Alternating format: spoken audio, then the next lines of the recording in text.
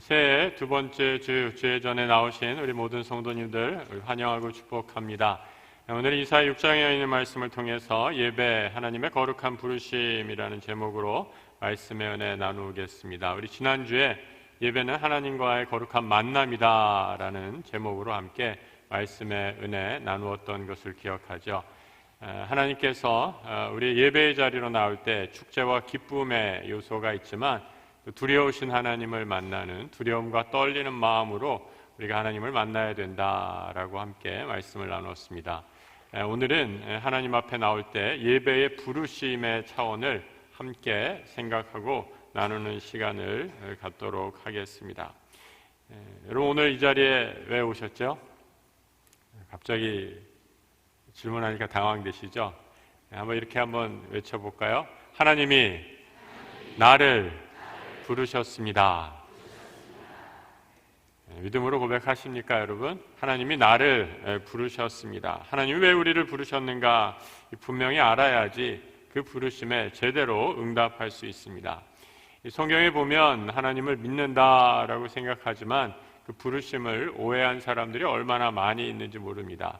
그 많은 예를 찾을 수 있지만 대표적인 경우가 요나 선지자가 아닌가 생각해요. 요나는 하나님이 니느웨에 가서 하나님의 복음, 회개의 복음을 전파하라 라는 말씀을 드렸지만 자신의 생각에 하나님의 명령이 맞지 않았어요. 니느웨 사람들 구원받을 자격이 없다라고 생각한 거죠. 그래서 니느웨가 아니라 다시스로 정반대로 발걸음을 옮기게 되는 모습을 보여줍니다. 우리 중에도 요나 같은 사람들이 많이 있습니다. 내 생각은 절대 틀리지 않고 다른 사람이 다 잘못되었다라고 생각하죠. 심지어 하나님도 틀렸다라고 이렇게 생각합니다. 여러분, 이 정도 되면 단순한 불신앙을 넘어서 교만이고 하나님을 대적하는 거죠. 한번 오늘 예배의 자리에서 내가 혹시 요나가 아닌가? 굉장히 심각한 질문이에요, 여러분. 한번 스스로에게 물어보시기 바랍니다. 부르심을 거역한 사람이 요나였다라면 오늘 부르심에 순종한 사람 바로 이사야 선지자로 나오게 되죠. 이사야 선지자 하나님의 부르심을 어떻게 받아들이고 순종했는가 함께 말씀을 통해 살펴보기를 원합니다. 여러분, 오늘 주일날 예배하는 것 외에 여러분 만약에 이 자리에 없으셨다면 여러분 무엇을 하시겠습니까? 이 사람들은 일요일 아침 얼마나 바쁘고 분주하게 지내는지 몰라요.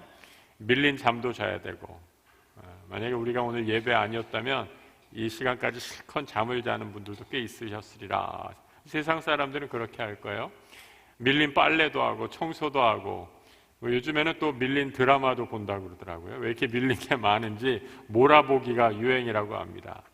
또 우리 찬양대 쓰는 분들 또 다른 여러 친구도 만나야 되고 여러 가지 그런 일들을 우리가 해야 될지 모르겠습니다. 여러분, 그런 많은 일들 가운데 오늘 우리가 이 자리에 나와 예배하고 찬양대 봉사를 쓰고 또 안내위원을 쓰면서 이렇게 분주한 주일을 보내는 이유는 무엇입니까? 여러분, 왜 예배하러 오셨습니까? 그 이유는 우리가 함께 고백한 것처럼 하나님이 나를 부르셨기 때문입니다. 그리고 그 부르심에 우리가 응답했기 때문이죠. 하나님은 바로 지금 우리를 부르셨습니다. 하나님께서 우리를 언제 부르실까? 하나님은 예배의 자리에 이사야를 부르시죠. 오늘 본문 6장 1절의 말씀, 우시야 왕이 죽던 해에 내가 본즉 주께서 높이 들린 보좌에 앉으셨는데 그의 옷자락은 성전에 가득하였다라고 말씀합니다. 이사야는 우시야 왕이 죽던 해에 예배의 자리로 나아가 하나님의 환상을 보게 되죠. 우시야 왕이 죽었다라고 얘기합니다. 역사적으로 어두운 시기, 혼란의 시기, 어려운 시기에 빠져드는 것을 표현하고 있습니다. 그때에 바로 예배의 자리로 나아가는 거죠. 세상이 시끄럽고 내 환경은 조금 더 변화된 것이 없지만 나는 여전히 하나님을 향한 예배의 자리, 그 부르심의 자리에 나아가는 이사야를 보게 됩니다. 여러분, 우리가 오해하는 것 중에 하나가 있어요. 내가 더 훌륭한 사람이 되면 또 우리 모든 형편이 나아지면 내 신앙이 더 굳세어지면 하나님의 부르심에 응답하겠다라고 이렇게 오해합니다. 그래서 우리는 하나님의 부르심을 내가 어느 정도 잘 갖춰지고 난 후에 이루어지는 것으로 착각하죠.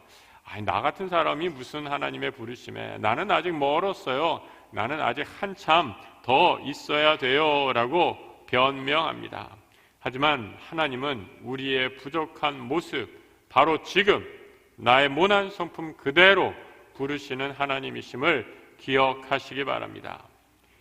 이 부르심에 응답하는가 못하는가는 바로 나의 문제이지요. 여러분, 내가 일하는 직장에서 힘들고 어려워도 하나님은 여러분을 바로 그 직장의 선교사로 부르셨습니다. 내가 일하는 일터, 이전에는 생계 수단을 위한 도구였다면 하나님의 부르심을 깨닫는 순간 바로 그 일터가 나의 선교지임을 깨닫게 되죠. 여러분, 직장에서 혹시 나를 힘들게 하는 상사 직원 있습니까? 갈군다고 그러죠. 너무 심하게 갈궈서 이 직장 때려칠까라고 생각해 보신 적 있으십니까? 여러분, 만약에 이 직장이 나의 선교지라고 여긴다면 나를 갈구는 상사를 위해 마음을 품고 한번 기도해 보시기 바랍니다. 우리의 가정도 마찬가지죠. 우리 가정에 있는 그 여러 가지 문제들, 차마 말로도 다 할 수 없는 그런 복잡한 사정들, 부끄러워서 말도 못하겠는, 그래서 도무지 어떻게 해결할 수 없는 실타래 같은 문제들. 그런데 여러분, 하나님이 바로 그 가정에 나를 하나님의 자녀로, 구원의 백성으로 세워주셨음을 기억한다면 그 가정을 품고 기도해야 하죠. 그것이 바로 하나님이 나를 부르신 현장이기 때문입니다. 그 마음을 가질 때 우리 가정이 살아나고 가정이 변화되고 가정이 화목해지는 역사가 일어날 줄로 믿습니다. 성경의 신앙의 사람들도 다 마찬가지입니다. 여러분, 다윗은 모든 것이 다 형통했을 때 하나님의 부르심을 받은 것이 결코 아닙니다. 그의 삶의 고난과 절망, 환난으로 가득 차 있을 때 다윗은 하나님 앞에 이렇게 기도합니다. 여호와여, 나의 기도에 귀를 기울이시고 내가 간구하는 소리를 들으소서. 나의 환난 날에 내가 주께 부르짖으리니 주께서 내게 응답하시리이다. 하나님의 부르짖음, 다윗의 인생의 무게로 힘들어할 때, 두려움과 근심 가운데 있을 때, 바로 그때 하나님은 다윗을 부르시고 다윗은 이 부르심에 응답한 것입니다. 바로 지금 이 순간 나를 부르시는 하나님의 음성에 아멘으로 응답하시는 우리 성도들 되시길 축복합니다. 두 번째로 하나님의 부르심, 하나님은 우리를 거룩한 백성으로 부르십니다. 우시아 왕이 죽었습니다. 삶의 소망이 사라지고 정치적인 급변기에 빠지게 되지요. 그때 이사야가 만난 하나님은 거룩한 하나님입니다. 이사야는 하나님의 환상을 보았습니다. 예배 중에 환상을 경험하게 되죠. 여러분, 우리가 환상을 봤다라고 한다면 대부분의 사람들은 그 환상을, 체험을 자랑하는 것을 보게 됩니다. 한때 내가 본 천국이라는 책이 참 유행했습니다. 그 책의 내용은 어떤 한 분이 5일 동안 이 천국을 경험한 100가지 계시를 소개한 그런 책입니다. 천국을 5일 동안 다녔으니 얼마나 자랑할 것이 많겠어요. 그것을 하나하나 적어보니까 이 100가지가 되었다라고 이렇게 얘기합니다. 성경에도 여러분 그 천국을 체험한 분이 있어요. 누가 있습니까? 사도 바울입니다. 그런데 여러분, 사도 바울은 천국을 체험하고 나서 뭐라고 얘기하는 줄 아십니까? 바울은 자신의 천국의 경험을 자랑하지 않습니다. 천국 환상을 말하자면 나만큼 자랑할 것이 많은 사람이 없을 것이다 라고 이렇게 얘기하지만 나는 도리어 이것을 자랑하지 않고 나의 연약함만을 자랑하겠노라 라고 이렇게 고백하는 것을 보게 되죠. 이사야가 본 환상은 하나님이 보여주신 환상입니다. 내가 그것을 자랑하는 환상이 아니라 하나님이 보여주신 이것을 계시적인 환상이다라고 이렇게 얘기하죠. 하나님이 보여주신 것, 바로 하나님의 거룩하심을 이사야에게 보여주십니다. 거룩하신 하나님, 성전에서 스랍들이 하나님을 찬양하고 있는 것을 보여줍니다. 이 스랍이라는 것, 구약에만 나오는 천사와 같은 존재, 하늘의 보좌를 지키는 천상의 존재입니다. 제가 그림을 하나 준비해 왔는데 한번 보시죠. 이렇게 생겼다라고 이렇게 여겨집니다. 성경에 단편적으로 묘사가 되어 있기 때문에 그림도 좀 단편적으로 불확실할 수밖에 없죠. 상상에 의지해서 그릴 수밖에 없습니다. 이 두 번째 그림 한번 보여주세요. 프랑스의 몽상오델이라는 성당에 있는 천장화입니다. 오늘 이사야에 기록된 것처럼 이 스랍의 특징은 날개가 세 쌍이 된다라는 거죠. 여러분, 새는 나는데 이 날개 두 개면 충분하지 않습니까? 그런데 이 스랍의 날개는 세 쌍이 돼서 하나는 나는데 하나는 얼굴을 가리고 하나는 또 발을 가리었다라는 겁니다. 나머지 두 쌍은 얼굴을 가리고 발을 가리는데 사용이 됐다라는 겁니다. 왜 그렇습니까? 하나님의 거룩하신 영광의 광채를 천상의 존재조차도 견딜 수가 없어서 가리지 않고는 그 자리에 하나님을 보좌할 수 없었다라는 겁니다. 우리가 예배하는 이 자리, 하나님의 거룩하심이 임하는 자리인 줄로 믿습니다. 하나님의 거룩하심이 임하면 여러분 어떻게 해야 됩니까?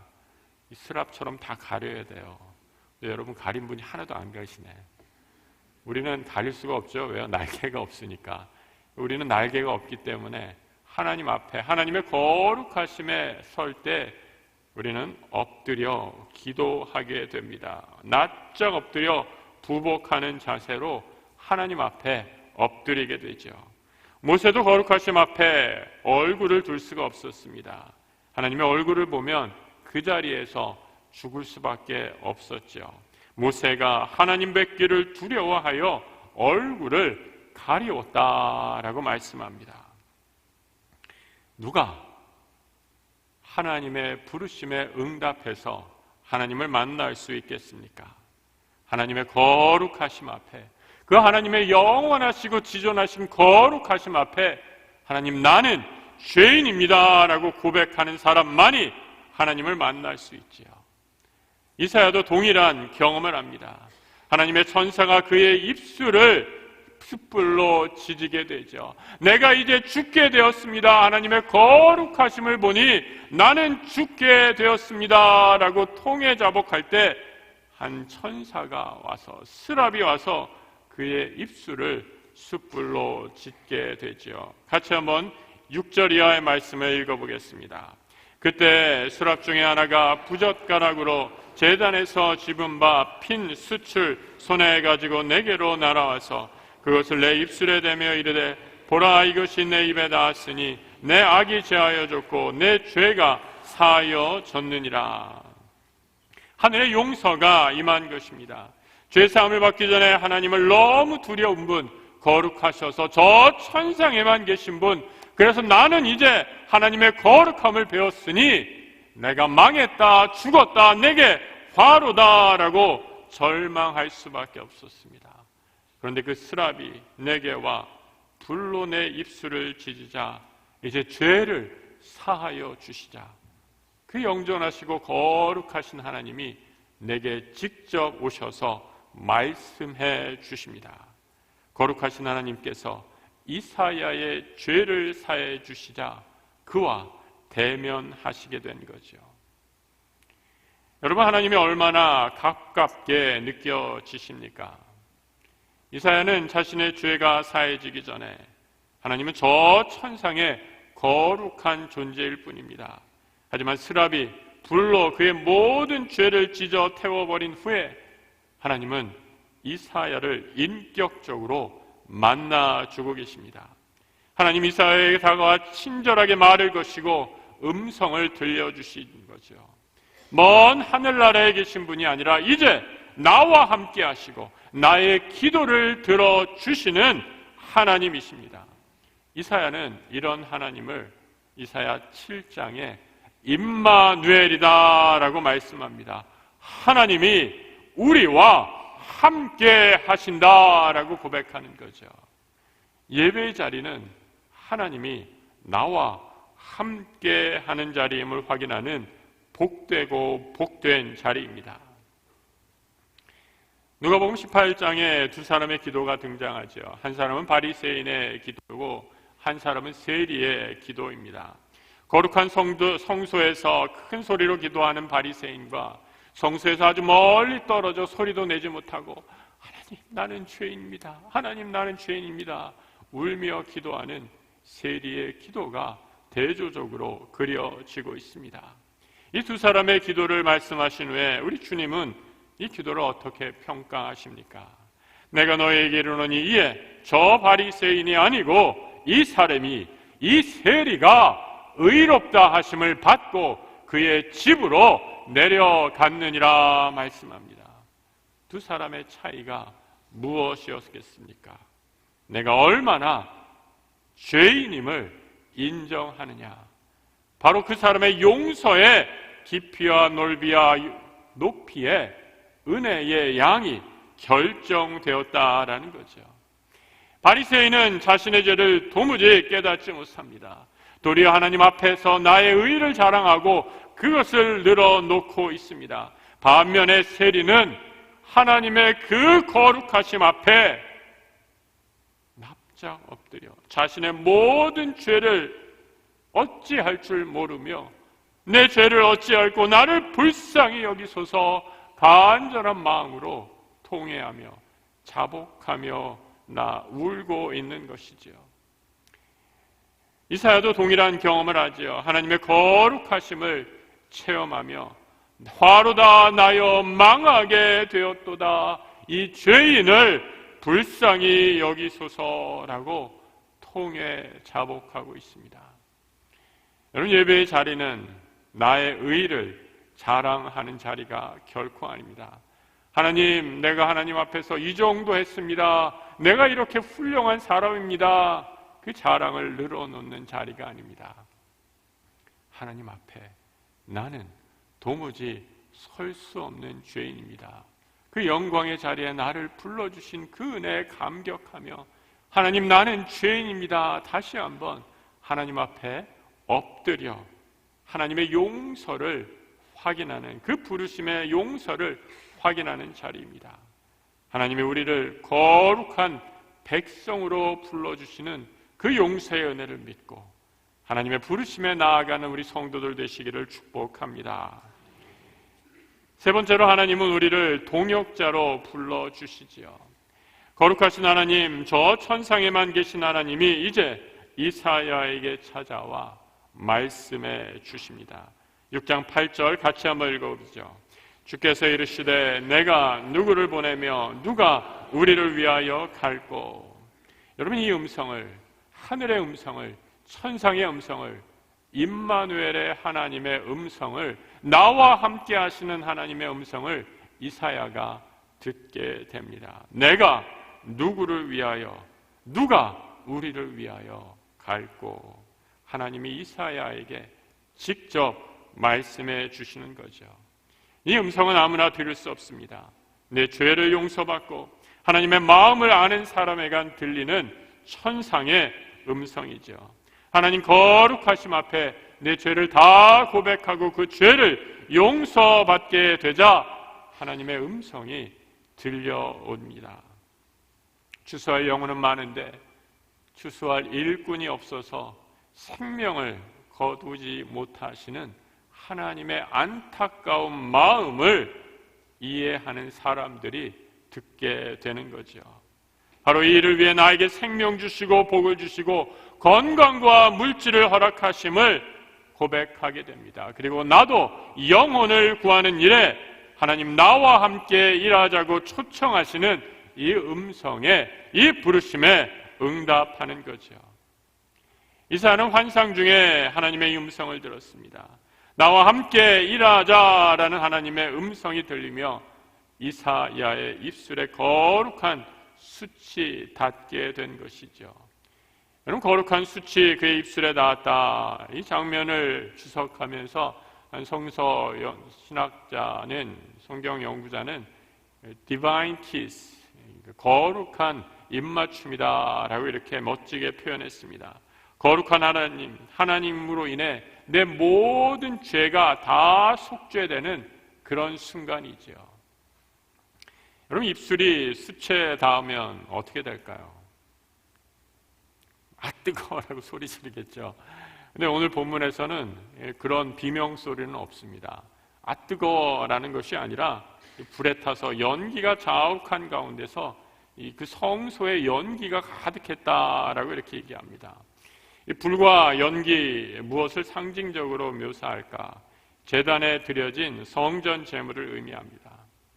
이 구약의 예배, 동물을 제단에 바치고 불에 태워드리는 번제, 불로 태워드리는 번제의 예배였습니다. 하나님께 드려진 향기로운 예물이죠. 그러나 구약에 수없이 드려진 제물, 결코 하나님 앞에 온전한 제물이 될 수 없었습니다. 백성의 죄가 있었기 때문이죠. 그 예배를 집례하는 제사장이 숨겨둔 죄가 있었기 때문이죠.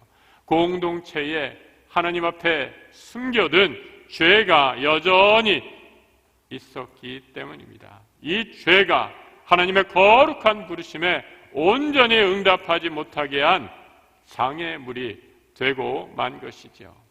하지만 예수 그리스도께서 이 땅에 오셔서 자기의 몸을 십자가에 내어 드렸습니다.